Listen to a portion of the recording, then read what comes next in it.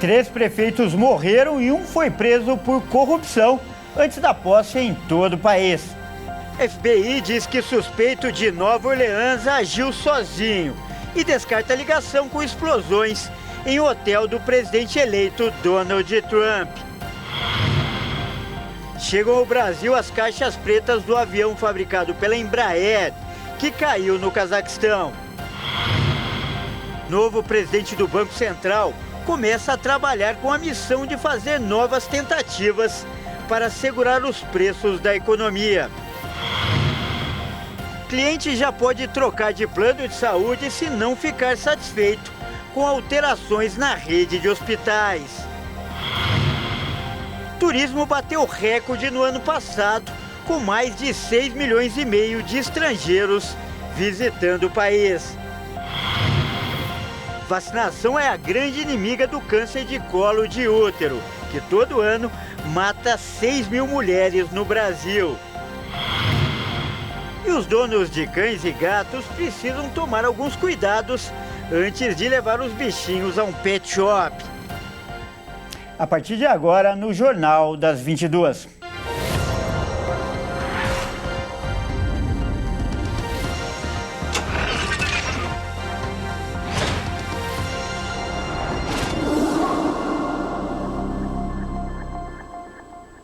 Olá, boa noite, seja muito bem-vindo. E o prefeito reeleito, Sebastião Melo, tomou posse sob forte chuva na capital gaúcha. O temporal que caiu sobre Porto Alegre fez com que as nomeações dos secretários de governo fossem canceladas. E as fortes chuvas provocaram alagamentos em diversos pontos da cidade. A capital gaúcha enfrentou 24 horas de chuvas intensas que resultaram em ruas alagadas em diversos bairros de Porto Alegre. De acordo com a Climatempo, as chuvas na região sul do país vieram acompanhadas de fortes rajadas de vento e granizo. Essa situação já afetou serviços essenciais, como o transporte público e o fornecimento de água e de energia elétrica. Semáforos estão fora de operação, o que aumentou os transtornos no trânsito da cidade. A empresa pública de transporte e circulação não pode circular por as cidades, sofreram bloqueios por alagamentos e quedas de árvores, prejudicando a mobilidade urbana. O ato de posse do prefeito reeleito, Sebastião Melo, do MDB, e da vice, Bettina Worm, e de secretários municipais foi cancelado. Após o cancelamento da sessão, o prefeito se dirigiu ao Centro Integrado de Coordenação de Serviços da cidade de Porto Alegre para acompanhar os danos da cidade e poder tomar providências. O prefeito reeleito afirmou que proteção contra as cheias será um dos desafios do seu mandato, relembrando a tragédia de abril de 2024 que atingiu o estado gaúcho. E as buscas por vítimas da queda da ponte Juscelino Kubitschek de Oliveira, que liga o Maranhão ao Tocantins, foram temporariamente interrompidas nesta quinta-feira. A interrupção dos mergulhos e do uso de drones subaquáticos foi determinada por causa da abertura das comportas da usina hidrelétrica de Estreito, no Maranhão. A medida foi necessária para regular o nível do rio devido ao aumento das chuvas na região. A operação de busca permanece por meio de embarcações e drones aéreos. Até o momento, foram registradas 12 mortes no desabamento da ponte na BR-226, que liga as cidades de Estreito, no Maranhão, a Aguiarnópolis, no Tocantins. 5 pessoas continuam desaparecidas. E olha só, pelo menos 24 candidatos eleitos a prefeito nas eleições de outubro de 2024 não assumiram os cargos. Ontem, dia 1º de janeiro, entre eles estão 3 prefeitos eleitos que faleceram por causas naturais. Na quarta-feira, no primeiro dia de 2025, cerca de 5.569 prefeitos tomaram posse em seus municípios. Mas 24 prefeitos que foram eleitos em outubro de 2024 não tomaram posse.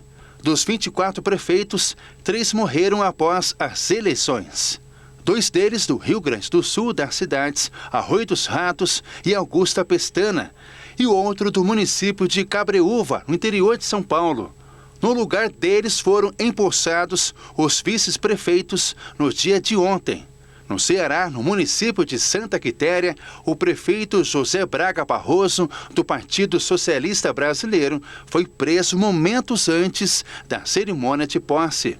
De acordo com a Polícia Federal, ele é suspeito de envolvimento com uma facção criminosa durante o período eleitoral.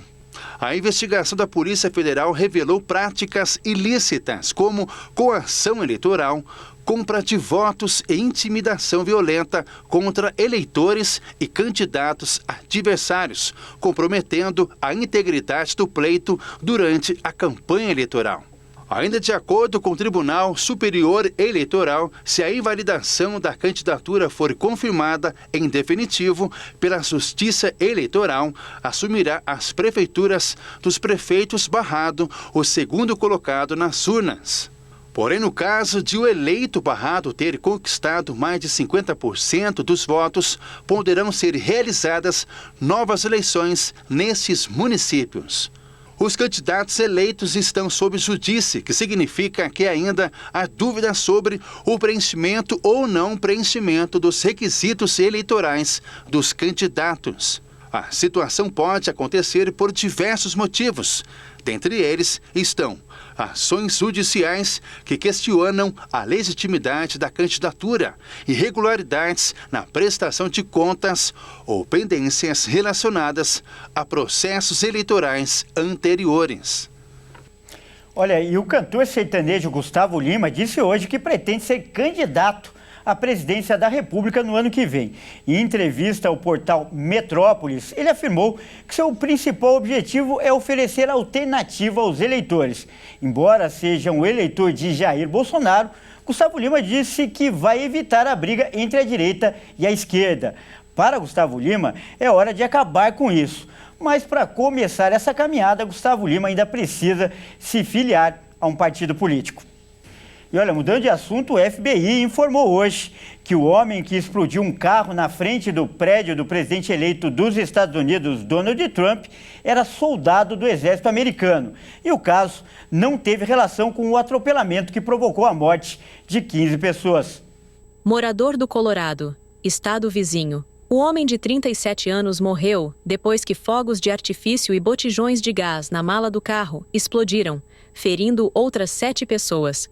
O veículo estava estacionado em frente ao Trump International, parte da cadeia de hotéis de luxo do presidente eleito dos Estados Unidos, Donald Trump. A polícia investigava se a explosão havia sido resultado de um ataque terrorista, como cogitou Elon Musk, dono da Tesla, e agora membro do alto escalão do novo governo. E se teve conexão com o atentado em Nova Orleans no mesmo dia. Um homem jogou um carro contra a multidão que comemorava o Ano Novo e depois saiu do veículo atirando. 15 pessoas morreram, além do próprio autor do ataque. As semelhanças entre os casos chamam atenção. Os 2 homens eram membros do Exército dos Estados Unidos, alugaram carros por meio do mesmo aplicativo e, segundo uma emissora local, serviram na mesma base militar. De acordo com o FBI, a Polícia Federal Americana, no entanto, não há vínculo conclusivo entre os 2 incidentes. Na quarta-feira, dia 1º, autoridades americanas chegaram a dizer que consideravam que outras pessoas houvessem participado do planejamento do atentado em Nova Orleans. Mas, em uma mudança de posição, o FBI declarou nesta quinta-feira que acredita que o suspeito tenha agido sozinho. A hipótese é de que ele tenha deixado os explosivos na Bourbon Street, saído da área e depois retornado para realizar o ataque. Em Las Vegas, o Tesla Cybertruck foi alugado no Colorado e chegou à cidade na manhã de quarta-feira, menos de 2 horas antes da detonação, segundo a polícia. Estacionado em frente ao hotel, próximo a uma entrada de vidro, o veículo começou a soltar fumaça antes de explodir. O veículo havia sido alugado por Matthew Alan Livelsberger, militar do exército americano, que acredita que seja ele a pessoa morta encontrada dentro do carro. As autoridades aguardam o resultado do exame de DNA para dar confirmação definitiva. Segundo o xerife Kevin McMahill, o corpo foi encontrado carbonizado com um ferimento de disparo de arma de fogo na cabeça, o que aparenta que o homem tenha tirado a própria vida. E o alistamento militar voluntário feminino está aberto em 28 municípios do país. 3 deles são no Mato Grosso do Sul. O processo de alistamento militar voluntário feminino vai até o dia 30 de junho deste ano. São 1.465 vagas destinadas às mulheres que completam 18 anos este ano. As interessadas em ingressar nas Forças Armadas devem ficar atentas às regras de recrutamento, que é dividido em etapas. A primeira fase é o alistamento, que pode ser feito tanto online quanto presencial em uma junta de serviço militar de Brasília, no Distrito Federal, ou em um dos 27 municípios de 3 estados contemplados no Plano Geral de Convocação. Aqui em Mato Grosso do Sul, por exemplo, são 3 cidades, sendo a capital Campo Grande, além de Corumbá e Ladário, que ficam no Pantanal. As interessadas no alistamento podem escolher a força que desejam ingressar, mas lembrando que será levado também em conta a disponibilidade de vagas, a aptidão da candidata e especificidade exigida pelo Exército, Marinha e Aeronáutica. A seleção de candidatas também passa por resultados de testes físicos e inspeções de saúde. Já a incorporação delas nas forças será no primeiro e segundo semestre do ano que vem. Vale lembrar que o alistamento é voluntário, mas a partir do momento da incorporação, o serviço militar passa a ter caráter obrigatório. Assim como o masculino, tem duração de 1 ano, podendo ser prorrogado por até 8 anos, conforme os critérios de cada uma das forças. Após o desligamento, as voluntárias vão para a reserva não remunerada. Hoje, as Forças Armadas têm 37 mil mulheres, sendo apenas 10% do efetivo. E veja a seguir, novo presidente do Banco Central começa a trabalhar com a missão de fazer novas tentativas para assegurar os preços da economia. E ainda, o turismo bateu recorde no ano passado, com mais de 6,5 milhões de estrangeiros visitando o país.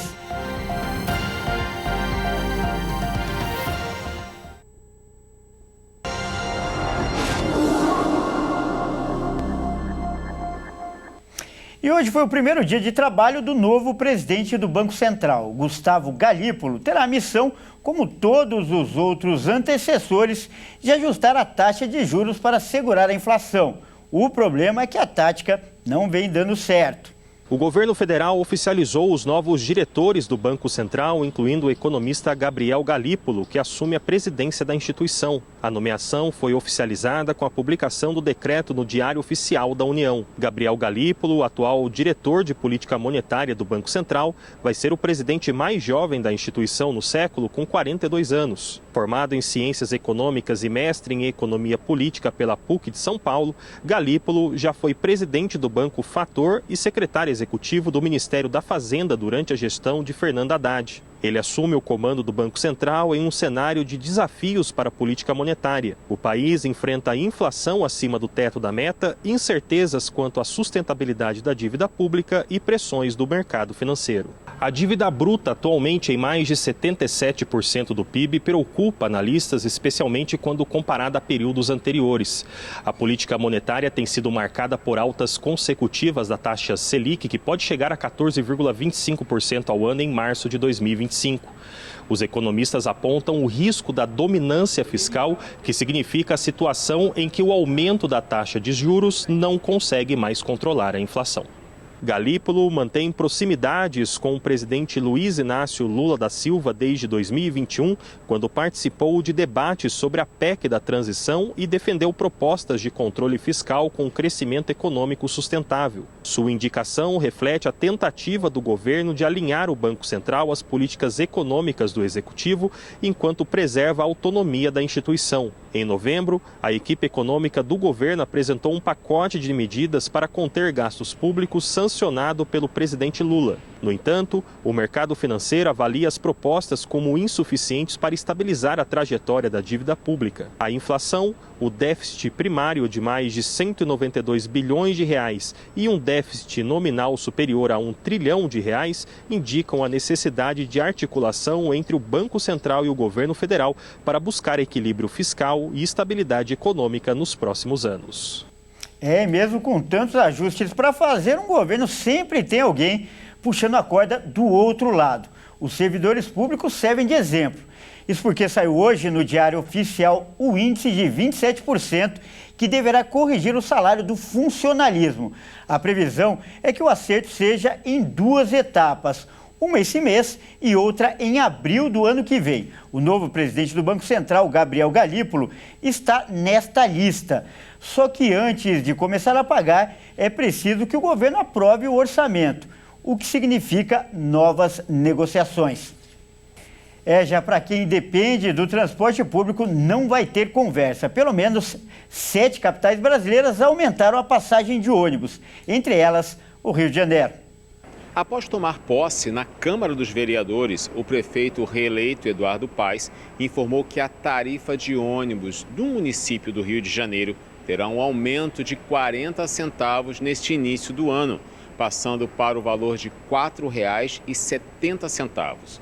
Um aumento de 9,3%. Segundo o Paes, a nova tarifa será detalhada no Diário Oficial nesta quinta-feira e entrará em vigor no domingo. O último reajuste havia ocorrido no início de 2023 e desde então o IPCA acumulado no período ficou em 9,7%. Com o anúncio, o Rio se torna a 6ª capital a confirmar o aumento no preço das passagens nos primeiros dias de 2025. São Paulo, Florianópolis, Belo Horizonte e Recife compõem o resto da lista, além da cidade de Natal, que o reajuste entrou em vigor ainda em 2024, no dia 29 de dezembro. Entre elas, Florianópolis foi a que registrou o maior aumento, chegando a R$ 5,75, mais de 15%. A cidade agora só perde para Curitiba no custo da passagem. Além das capitais, outras cidades grandes no sul e sudeste do país também anunciaram aumentos. E a 7ª capital a anunciar aumento nesta quinta-feira foi Salvador. Na capital baiana, o aumento é de 40 centavos. E com isso, a tarifa passa de R$ 5,20 para R$ 5,60, uma alta de 7,69%. E o mercado financeiro oscilou bastante no primeiro dia do ano.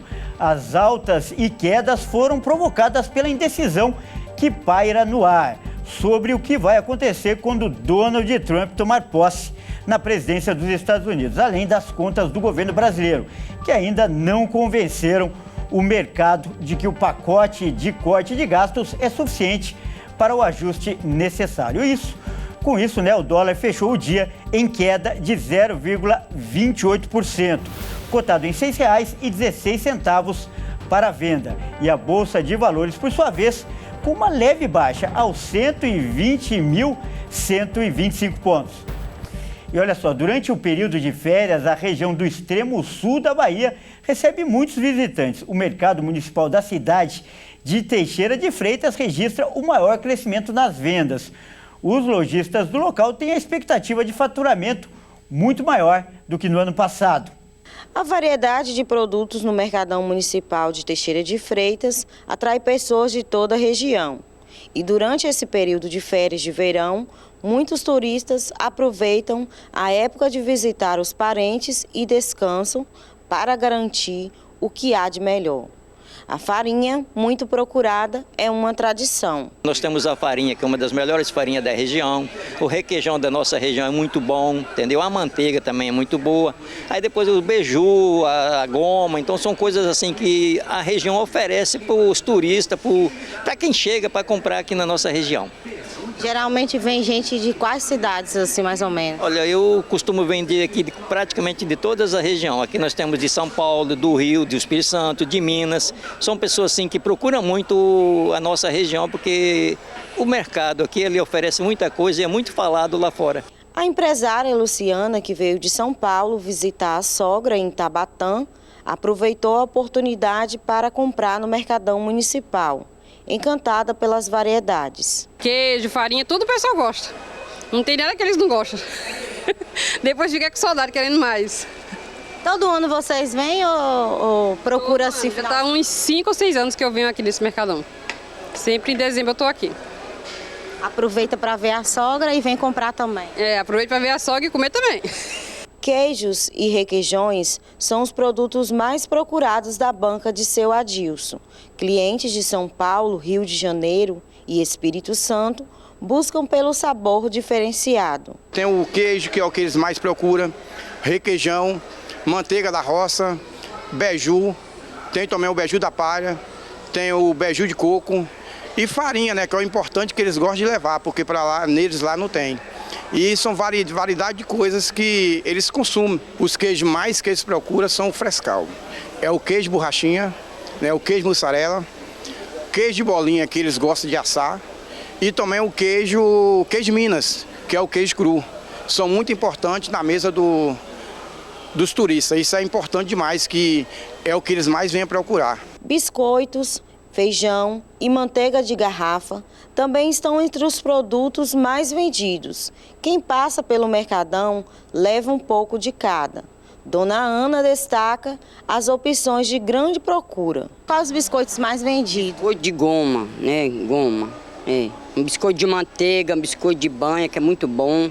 Eu tenho 3 tipos de biscoito, manteiga e banha. A senhora acredita que... Cebola também, eu tenho biscoito de cebola, muito bom. A senhora acredita que esse ano vai vender mais do que o ano passado, final de ano? Tá até vendendo, graças a Deus. Os fregueses estão chegando, devagar. Já veio gente de fora? Já comprou na minha mão, hoje mesmo já veio gente de fora.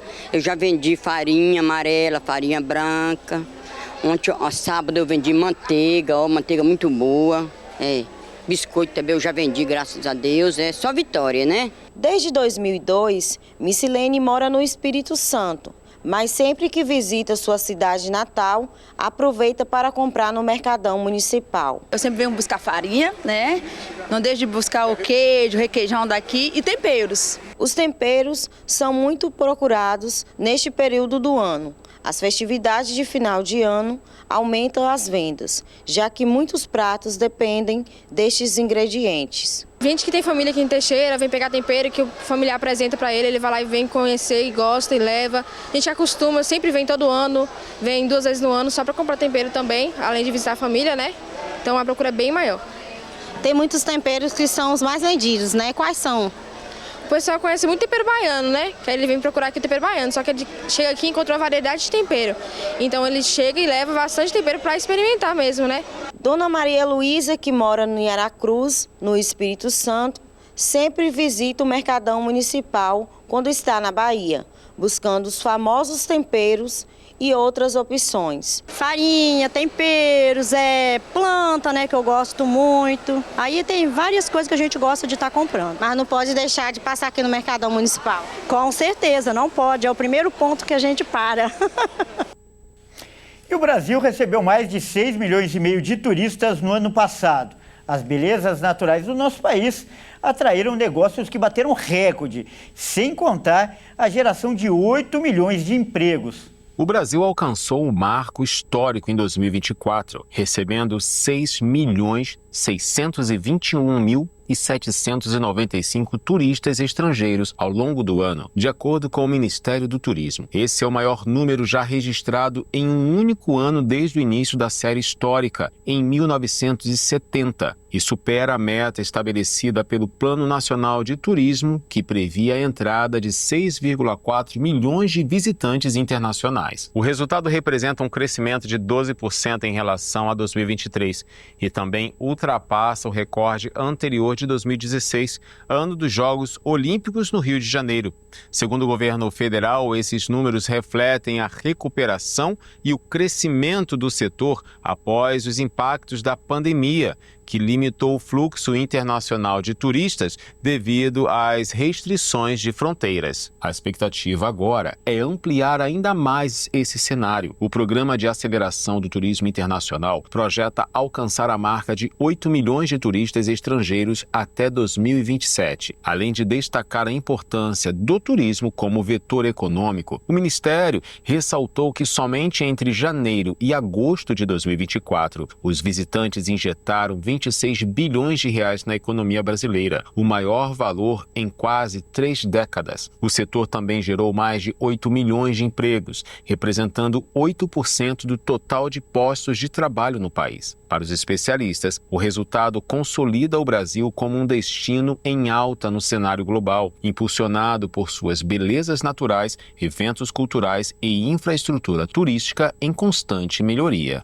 E veja a seguir, chegam ao Brasil as caixas pretas do avião fabricado pela Embraer, que caiu no Cazaquistão. E ainda, O cliente do plano de saúde já pode mudar de operadora sem pagar nada, caso não fique satisfeito com as mudanças feitas na rede de hospitais.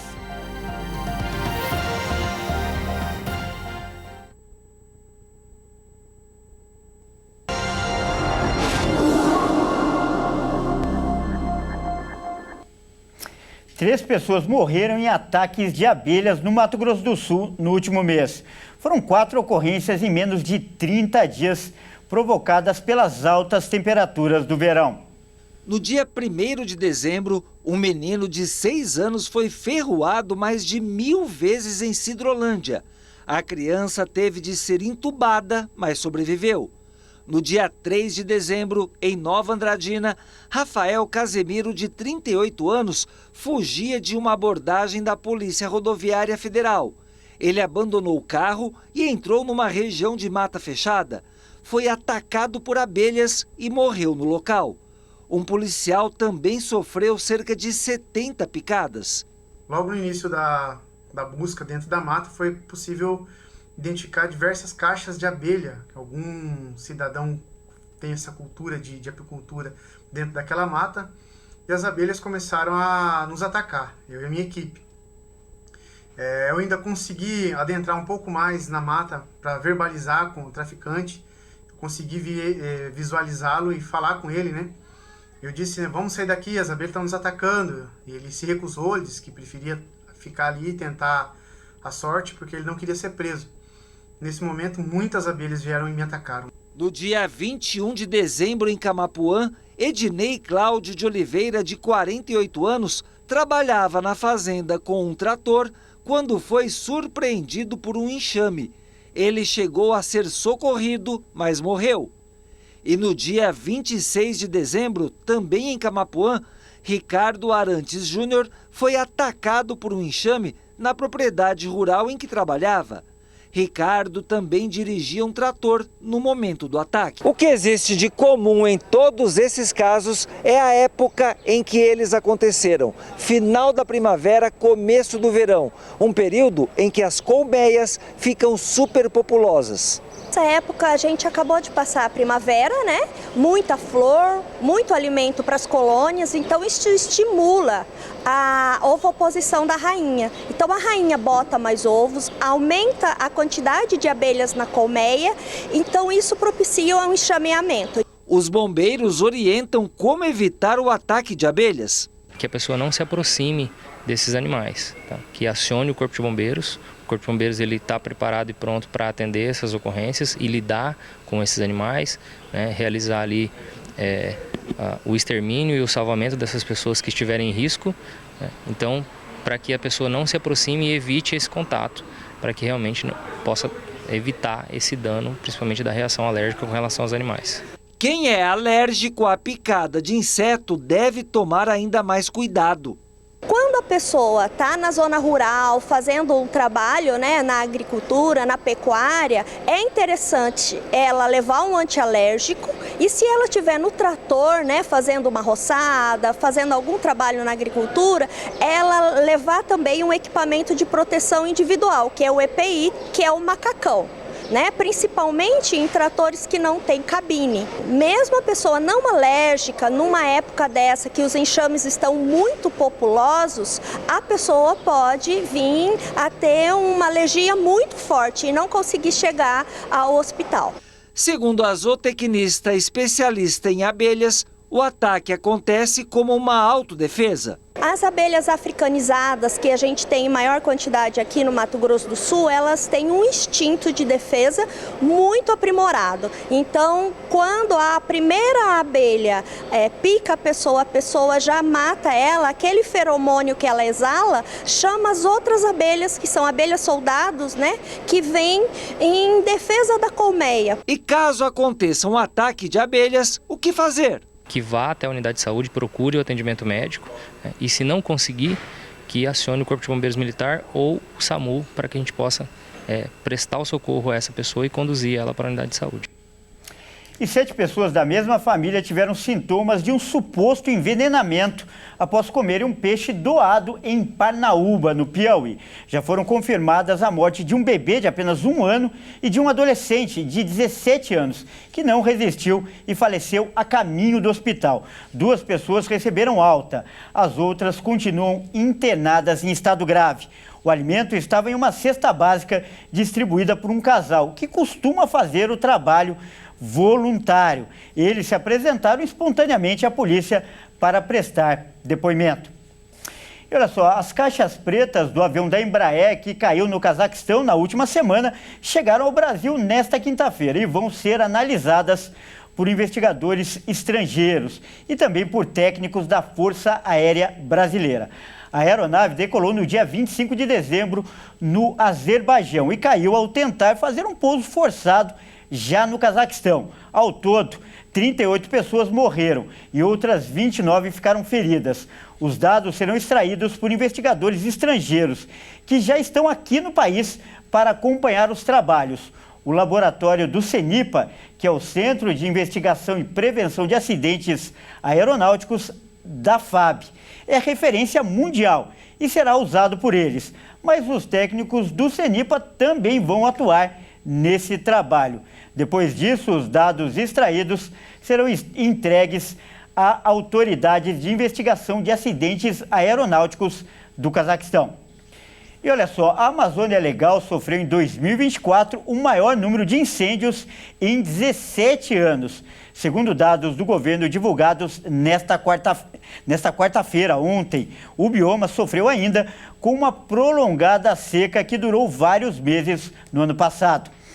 Segundo o Instituto Nacional de Pesquisas Espaciais, o INPE, imagens de satélite detectaram durante o ano passado 144.328 incêndios e 42% a mais do que os 98.634 registrados em 2003 e o maior número desde 2007, quando foram registrados 186.463 incêndios florestais. No início de novembro, o INPE informou que o desmatamento na região no período de 12 meses até agosto de 2024 havia diminuído em mais de 30% e estava na menor quantidade em 9 anos. O presidente Luiz Inácio Lula da Silva tem feito da preservação da Amazônia uma prioridade para o Brasil, que em novembro receberá a Conferência Climática COP30 da ONU em Belém. O Serviço de Monitoramento Atmosférico da União Europeia, Copérnicos, lembrou que uma severa seca intensificou os incêndios florestais na América do Sul em 2024.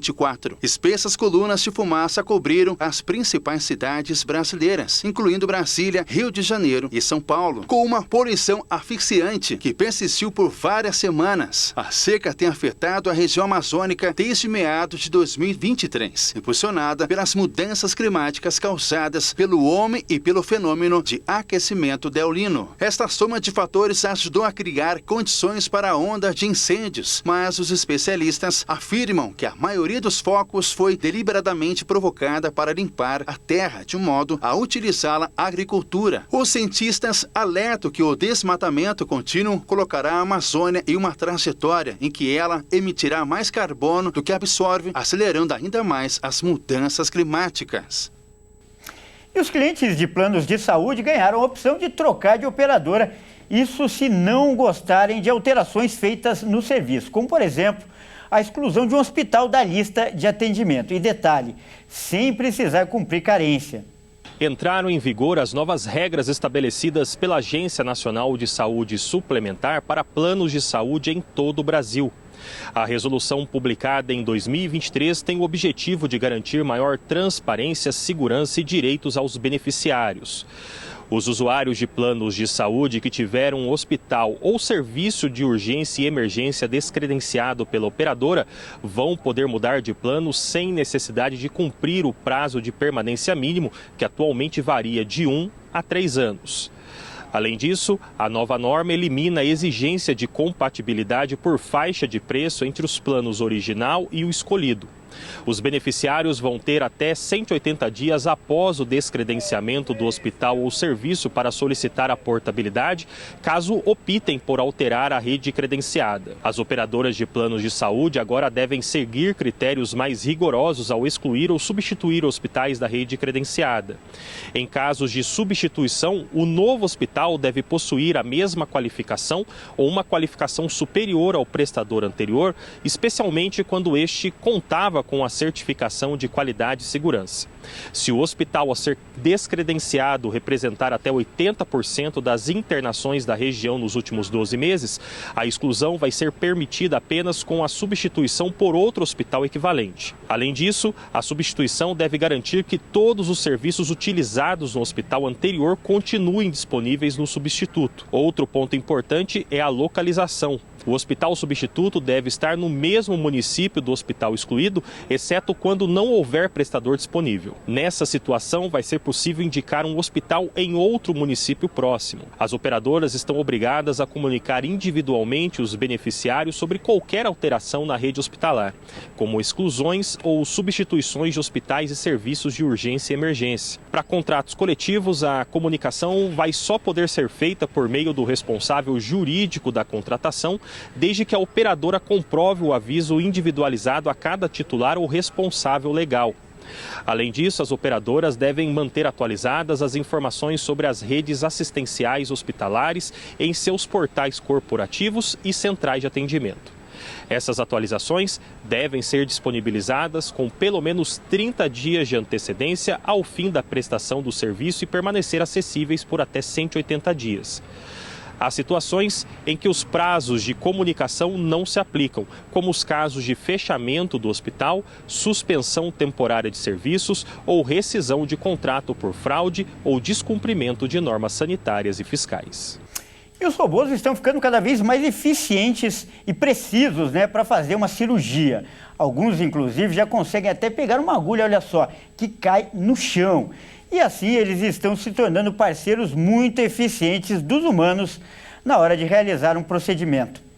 O estudo comandado por pesquisadores da Universidade Johns Hopkins e da Universidade de Stanford, ambas nos Estados Unidos, apontou a possibilidade de treinar robôs para realizar tarefas cirúrgicas com a habilidade e capacidade de médicos humanos através de vídeos. De acordo com a equipe, o método de treinamento assemelha-se à abordagem usada na ferramenta de inteligência artificial ChatGPT, exceto que, em vez de trabalhar com palavras, ele emprega uma linguagem que descreve os movimentos que serão realizados pelo robô. Os responsáveis pela pesquisa acreditam que uma nova geração de robôs mais autônomos, que vem sendo fabricada nos últimos anos, tem o potencial de ajudar a resolver a grave escassez de cirurgiões nos Estados Unidos. Só no ano de 2020, o país registrou cerca de 876 mil cirurgias assistidas por robôs. A pesquisa foi apresentada recentemente na Conferência sobre Aprendizagem de Robôs em Munique. Ainda sob supervisão, o trabalho segue na espera para ser publicado em um periódico, o que deve ser feito após uma revisão final. Para obterem a liberação da FDA, principal órgão regulador de procedimentos médicos, e serem implantados definitivamente como ferramentas à disposição dos hospitais, os robôs cirúrgicos da próxima geração precisarão demonstrar segurança e eficácia em testes clínicos. Veja a seguir, vacinação é a grande inimiga do câncer de colo de útero, que todo ano mata 6 mil mulheres no Brasil. E ainda, os donos de cães e gatos precisam tomar alguns cuidados antes de levar os bichinhos a um pet shop.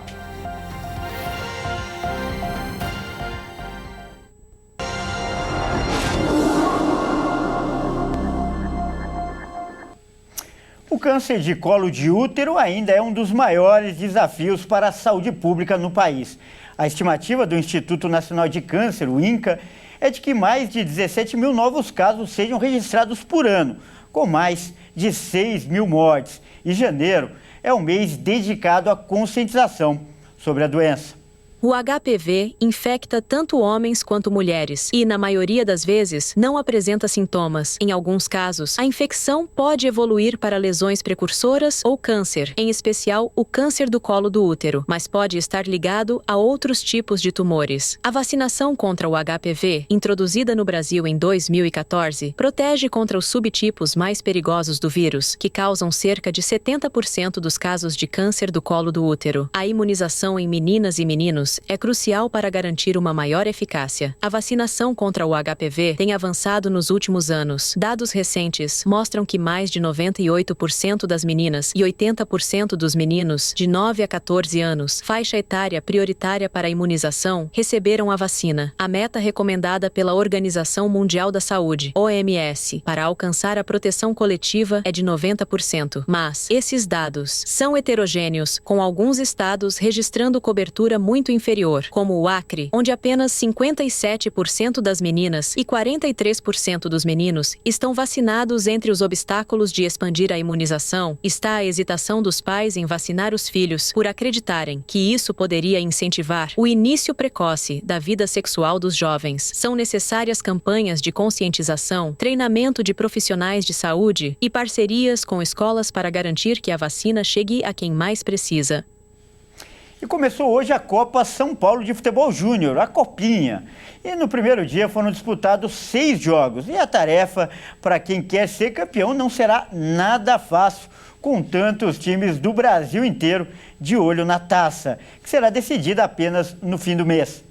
A Copinha é o mais tradicional torneio de base do Brasil. São 128 times do Brasil todo em busca de chegar na grande final que acontece no dia 25 de janeiro, aniversário da cidade de São Paulo. A decisão está prevista para acontecer na Mercado Livre Arena Pacaembu. O estádio passou por uma reforma que começou em 2021 e a expectativa é que reinaugure para jogos oficiais na final da Copa São Paulo de Futebol Júnior de 2025. O torneio segue a mesma fórmula dos anos anteriores. Os 128 times estão divididos em 32 grupos, de 4 equipes. Os 2 melhores colocados de cada passam para o mata-mata, disputado em um jogo só. Em caso de empate, a partida é decidida nos pênaltis. Como é um torneio de base, os atletas inscritos têm idade mínima de 15 anos e máxima de 21. O torneio é um exemplo de sucesso no futebol brasileiro. Diversos craques jogaram a Copinha antes de se firmar no profissional. O exemplo mais recente é o atual melhor jogador do mundo. Vinícius Júnior jogou a Copinha de 2017 e hoje, 8 anos depois, foi eleito o melhor jogador do planeta. Olha, e hoje o São Carlos de São Paulo venceu o time de Imperatriz do Maranhão por 2-1. O Mirassol, também de São Paulo, derrotou o Rio Branco do Espírito Santo pelo mesmo placar. Cruzeiro de Minas Gerais e Real Brasília empataram em 1-1. O Criciúma de Santa Catarina venceu o time do Capitão Poço do Pará por 1-0. E o Votoporanguense de São Paulo venceu o Floresta do Ceará por 2-0. Neste momento, estão jogando Botafogo do Rio de Janeiro e o Fest Clube do Amazonas. E olha só, o Brasil bateu recorde de casos de dengue no ano passado. 6.600.000 pessoas foram contaminadas e mais de 6.000 morreram. Neste período de férias, quem for viajar deve ter atenção especial com alguns cuidados, especialmente se for ficar muito tempo longe de casa. Em 2024, o Mato Grosso do Sul registrou 19.473 casos prováveis de dengue, sendo 16.207 casos confirmados, de acordo com os dados apresentados no boletim epidemiológico divulgado pela Secretaria de Estado de Saúde. Foram 32 óbitos confirmados em decorrência da doença e outros 17 estão em investigação. Em Dourados, foram 1.997 notificações de casos de dengue, sendo 497 deles confirmados, 4 óbitos relacionados à doença e 1 em investigação. O trabalho do CCZ durante o ano foi intenso e alcançou todos os bairros e distritos do município, com visitas domiciliares em ações de combate à dengue. Nós tivemos também ações de mobilização em escolas, empresas, com palestras, ações educativas, e é um trabalho que é muito importante para que a gente possa levar orientação à população, mesmo que o assunto dengue já seja um assunto um tanto quanto conhecido, mas a gente precisa intensificar essa conscientização da população. Todo caso notificado de dengue dengue, zika ou chikungunya, ele é preconizado pelo Ministério da Saúde que a gente faça o uso do carro fumacê. Então, todas as notificações que chegam até o CCZ, é feito esse trabalho de bloqueio químico que nós chamamos com o carro fumacê. Dourados foi o primeiro município brasileiro a disponibilizar a vacina para toda a população na faixa de 4 a 59 anos, com uma parceria entre a Secretaria Municipal de Saúde e o laboratório japonês Takeda Pharma, produtor da vacina Qdenga, para imunizar cerca de 150 mil pessoas com as 2 doses previstas no esquema vacinal. Embora esse número não tenha sido alcançado, quase 127 mil douradenses haviam recebido ao menos a primeira dose da vacina até dezembro do ano passado. A vacinação, ela contribuiu e esperamos que esse ano contribua ainda mais com essa redução dos casos positivos de dengue no país, né, em geral, né, especialmente aqui em Dourados, que a gente foi a pioneira em fazer esse trabalho de vacinação. A coordenadora do CCZ explica que alguns cuidados devem ser tomados nas residências, sendo que em janeiro muitas pessoas saem de férias por muitos dias. Então, se você vai sair de casa, deixar muitos dias a casa fechada, deixar uma água sanitária no ralinho, né? Se tiver alguém que vá cuidar do seu imóvel, dar descarga nos vasos sanitários, os vasos de planta também, não deixar com um pratinho, porque ali pode se desenvolver, proliferar o mosquito, ser um criadouro, né, propício para o mosquito. As piscinas também, né, sempre tratada conforme a recomendação do fabricante com os produtos para esse cuidado, e é isso que a gente precisa. E também não descartar lixo de forma incorreta, né? Como a gente acabou de dizer, né, nesse período de férias, muitas pessoas vão viajar. E quem tem animal de estimação tem uma preocupação a mais, como por exemplo, onde deixar o bichinho para que ele fique em segurança e bem cuidado. Um caso que ainda está à lembrança dos brasileiros é o do Joca, o Golden Retriever, que deveria ter sido enviado para Guarulhos, em São Paulo, em abril do ano passado, mas foi embarcado por engano para Fortaleza.